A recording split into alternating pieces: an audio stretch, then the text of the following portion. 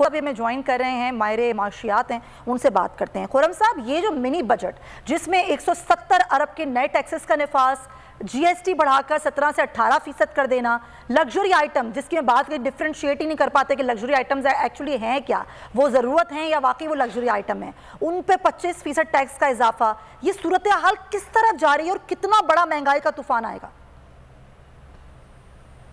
देखिए, जहाँ तक महंगाई का ताल्लुक है वो तो डेफिनेटली आप अगर जीएसटी बढ़ाते हैं तो definitely across the board GST बढ़ गया ना। और जीएसटी का मतलब है कि अब हर कोई पहले 17% दे रहा था, वो टैक्स 18% देगा। और ये तो बड़े आसान तरीके हैं ना कि आप जीएसटी बढ़ा दें या फिर आप जो है मोबाइल फोन के टैक्स लगा दें या आप जो है डिवैल्यूएशन कर दें रुपये की, आप शेयर सूद बढ़ा दें, आप टैक्सेस पे टैक्स लगाएं। देखिए, मुश्किल फैसला ये है कि इसमें ये तो बताया जाए कि गवर्नमेंट खुद अपने खर्चे कितने कम करे, कितने बिलियंस ऑफ रुपीज से खर्चे कम किए जा रहे हैं, कितने अरसे में कम किए जाएंगे, क्या प्लान है अपने फिस्कल डेफिसिट को कम करने का, उसका क्या डिटेल्स है, वो नहीं बताएगी ना। ये तो आसान तरीका है ना कि मैं 1% बढ़ा दूं टैक्स अक्रॉस द बोर्ड, या मैं लग्जरियस आइटम पे टैक्स लगा दूं। चलिए ठीक है, आपने लग्जरियस आइटम पे लगा दिया या लग्जरी सर्विसेज पे लगा दिया, दैट्स फाइन। बट बात यह है कि आपको जो करना चाहिए वो सही होना, आपकी प्रायोरिटीज ठीक नहीं है ना। अगर आप IMF भी आपको देख रहा है, आपको IMF कहता है अपने खर्चे कम करें या टैक्सेस बढ़ाएं, तो टैक्सेस वहां से बढ़ाएं जहां से नहीं मिल रहे हैं आपको। आप देखें, गैस प्राइसेस भी बढ़ाई गई है तो वो उनसे ज्यादा बढ़ाई गई है, या फिर एक्सपोर्ट सेक्टर पे बढ़ाई गई है या फिर जो है आम आदमी पे बढ़ाई गई है ज्यादातर, और सीमेंट पे नहीं बढ़ाई गई ज्यादा, फर्टिलाइजर पे नहीं बढ़ाई गई ज्यादा। तो जो आपके बिजनेसमैन है वो भी, उनको भी प्रेफर उनको किया जा रहा है, उनको जो रेंट सीकर्स हैं, या रेंट सीकर से मुराद ये कि जो कि आपके यहाँ हमेशा से अपने फायदा उठाते आए हैं, टेक्सटाइल हो, सीमेंट हो, फर्टिलाइजर हो, कितने सारे सेक्टर्स हैं जो कि सब्सिडी से बहुत फायदा उठाते हैं, लेकिन कॉन्ट्रीब्यूशन इतना ज्यादा नहीं रहा रिलेटिवली।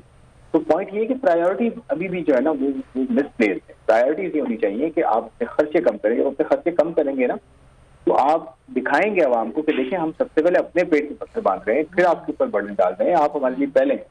तो ये करना जो है ना वो मेरे ख्याल में अभी तक नजर नहीं आ रहा उस तरह से। और फिर तीसरी बात ये कि जो BIST की बात है कि जी इनकम सपोर्ट प्रोग्राम में 40 अरब रुपए बढ़ा दिए गए, तो देखिए वो भी बढ़ाना मुश्किल नहीं है, क्योंकि मैंने कहाँ से लेना है, वो मैंने सारा कर्जे से लेना है, कर्जे से लेकर मैंने आगे सब्सिडाइज कर देना है।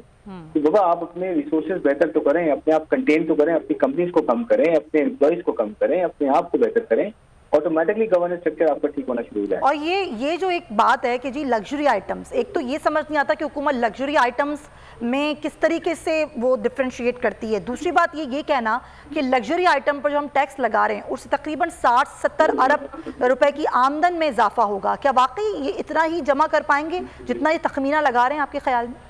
नहीं, देखिए 170 बिलियन में से मेजर पोर्शन जो है ना वो GST से आएगा, तो अक्रॉस द बोर्ड लगेगा।